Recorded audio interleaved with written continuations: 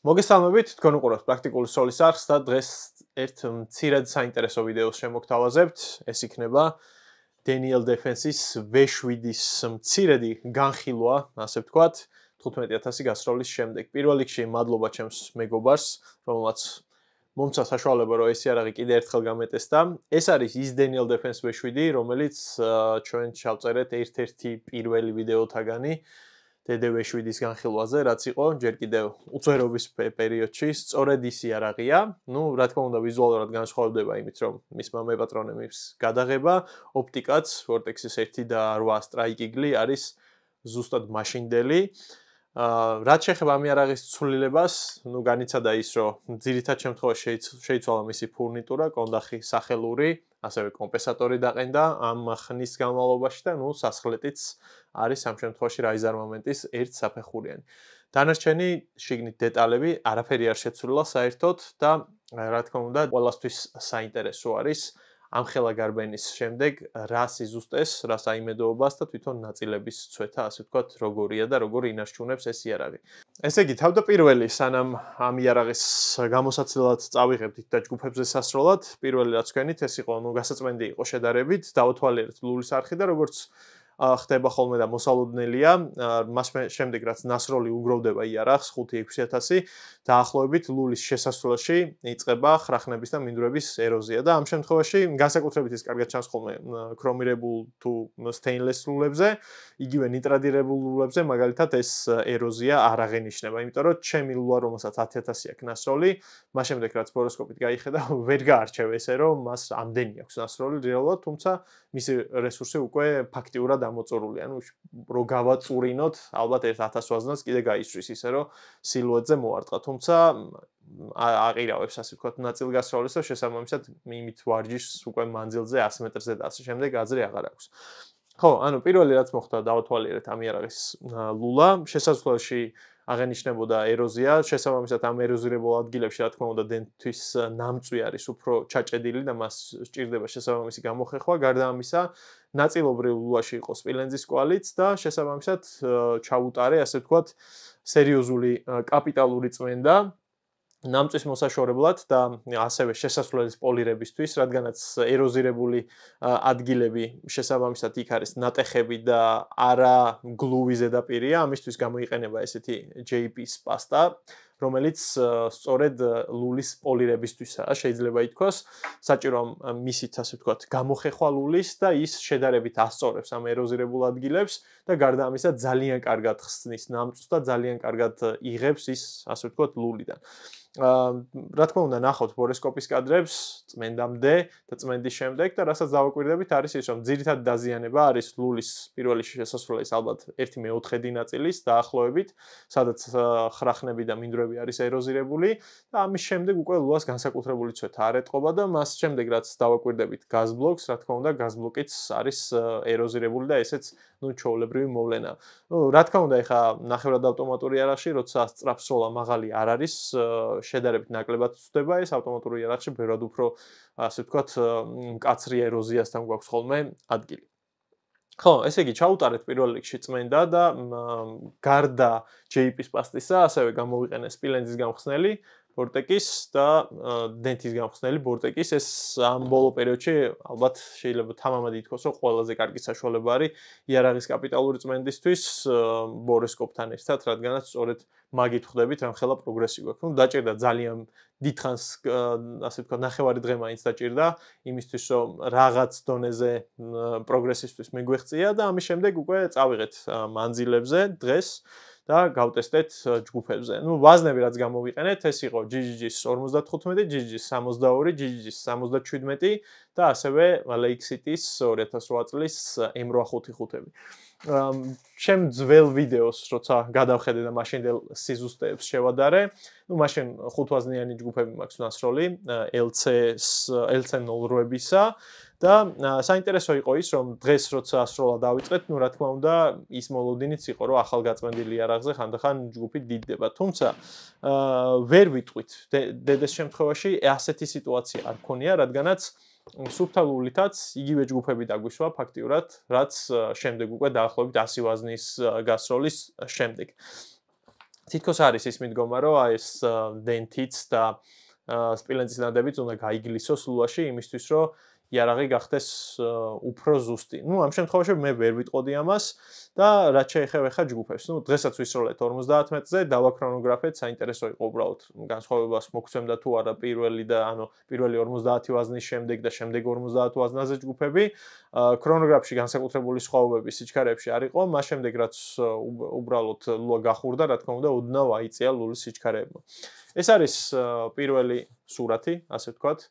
ამას ეკრანზე უფრო უკეთესად გამოვიტან თვალსაჩინოებისთვის, თავისი ზომებით. პირველი ჯგუფი ნასროლი არის Lake City-ს 10 ვაზნა 50 მეტრზე, შემდეგ ნასროლი არის 62 გრეინიანი GGG-ს 55 გრეინიანი GGG, რომელიც Daniel Defense-ებს დიდად არ მოწონს და 69-იანი GGG, რომ ესეც 5 ტყვე ქონდა სულ და ვისროლეთ და 69-იან GGG-საც, რავი, არც ჩემი MK12 და არც სხვა Daniel Defense-ები თითქოს დიდად კარგად არის რის, ყველაზე მაგარი შედეგი რაც ჰქონდა, ეს არის 77 გრეინიან GGG-ს, რაც 3 სანტიმეტრს ქვემოთ არის 50 მეტრზე და რავი, შეიძლება ითქვას, რომ მოულოდნელი მაჩვენებელი იყო 15000 გასროლის შემდეგ, როცა ესეც სიზუსტეს ზუსტ ვაზნებზე რავი, ძალიან კარგი შედეგია. რაც შეეხება ხა თვითონ Lake City-ს ჯგუფს, ალბათ ყველაზე მეტი სალაპარაკო არის მასზე.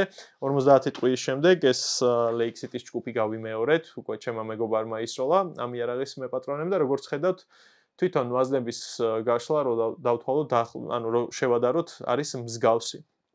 თავდაპირველ ვიდეოში, სადაც 5 ვაზნიანი ჯგუფები მაქვს ნასროლი, დაახლოებით 3 სანტიმეტრი არის ის ჯგუფები, აქაც რო დავაკვირდეთ, ეხა შეიძლება 5 ვაზნის ამორჩევა. შესაბამისად, ვერ ვიტყვით, რომ ანუ იდეაში სიზუსტე რა თქმა უნდა შეცვლილია და გაზრდილია და ისეთი ზუსტი ვეღარ იქნება იარაღი, რა თქმა უნდა, 15 კი არა, 5000-ის შემდეგაც კი. თუმცა, რამდენად დიდი არის ეს სხვაობა, ამისთვის ძალიან თვალსაჩინო იყო, ხო? რაც შეეხება აი ამ საინტერესო ჯგუფს, ეს არის 10 ვაზნა 50 მეტრზე, 62 გრეინიანი GGG, რომელიც ჩემმა მეგობარმა ისროლა და არის, რავი, ძალიან მაგარი მაჩვენებელი და ისევ 55 გრეინიანი GGG, რომელიც ამ იარაღს უბრალოდ არ მოწონს და არ უნდოდა, რომ ამითი კარგი ჯგუფი ესროლა. დანარჩენი რაც შეეხება FC-ს, ანუ Lake City-ებს, განსაკუთრებული არ უსვრია და განსაკუთრებულად არის რის ხოლმე, ამ შემთხვევაში გვაქვს 10 ვაზნიანი 62 გრეინიან GGG-ზე, ნუ ჩემ ნასროლზე შედარებით გაშლილი ჯგუფია, მაშინ როცა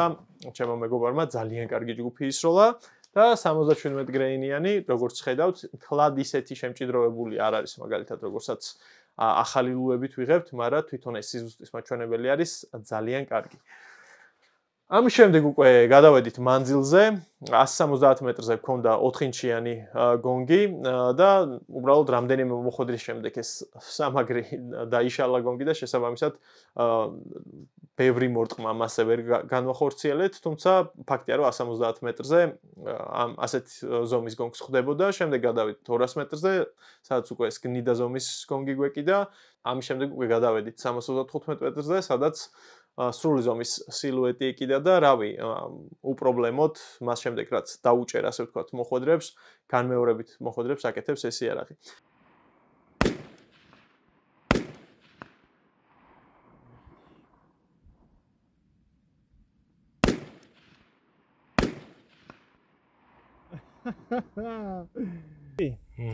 აბა ეხა ზუსტად ვესვრი 200-იანით.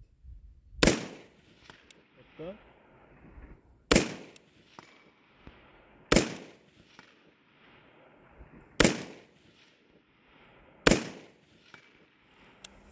სამას 25 მეტრი, 55 გრეინიანი GGG. იწერ ხო? კი. პირველი ხაზი ხო? კი.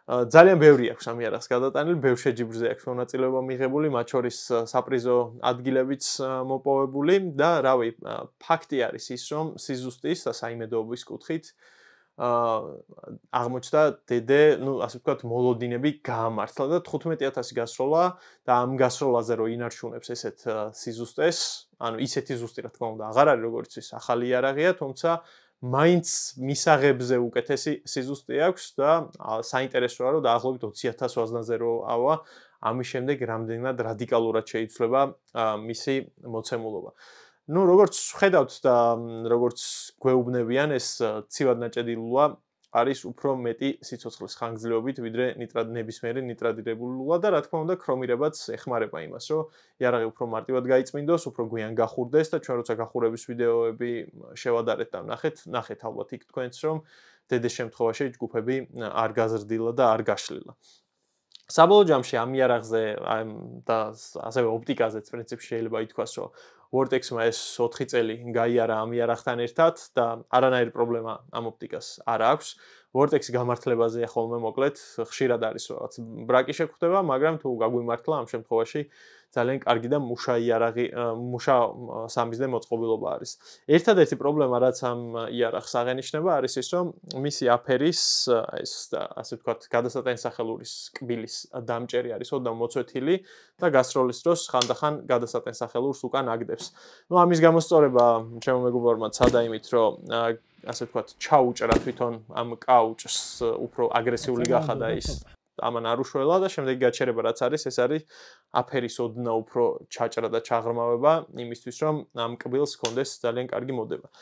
სხვა მეტი საკეტი ჯგუფის დათვალიერების დროს, ექსტრაქტორის დათვალიერების დროს, ნემსის დათვალიერების დროს არაფერი განსაკუთრებული ცვეთა არ აღენიშნება ამ იარაღს, რაც კიდევ ერთხელ დასტური არის იმის, რომ ზოგიერთი ბრენდი, რომელიც საკმაოდ ასე ვთქვათ, არაბიუჯეტურია, ღირს სამფასის გადახდა, რადგანაც შორ მომავალში და პერსპექტივაში ეს 4 და 5 წელი ისე სწრაფად გადის, ნახულობთ, რომ ჩვენი იარაღი გვემსახურება საიმედოდ და შესაბამისად მისი სიზუსტეც, როგორც ხედავთ, რა თქმა უნდა, ახალი იარაღივით ვერ არის, მაგრამ აშკარად მისაღებია და კიდევ რამდენიმე წელი ამ ლულას მე ასე მგონია, რომ აქვს, ასე ვთქვათ, სიცოცხლე.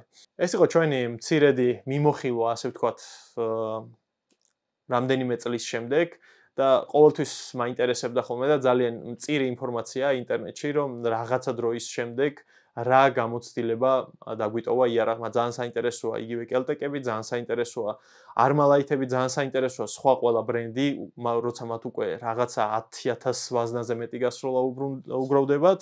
საქართველოში ახლა დღეს ეს მომენტი შედარებით რთულია ვაზნების ხელმისაწვდომობიდან და ფასიდან გამომდინარე, თუმცა ზოგიერთი მოდელი უკვე ახლოს არის 10000-ებთან. ჩემი უჟანგავი ლულასაც უკვე 9000 აქვს ნასროლი და მომავალშიც საინტერესოა მისი განხილვაც. როგორც გითხარით, შავი ლულა შედარებით მალე ჯდება. ჩემ მეგობრებსაც, ვისაც ჰქონდათ 10-12000-ის პერიოდში, სადაც 10000-დან იწყებს უკვე ვაზნების აყირავებას და ეს დამოკიდებულია, რამდენად კარგად უვლიდით ლულას, მე ძალიან იშვიათად წმენდი ხოლმე ამ ჩემ შავ ლულას და შესაბამისად 9000-ის მერე უკვე დაეწყო ეს ანომალიები და ეხლა უკვე, ასე ვთქვათ, მწყობში აღარ არის.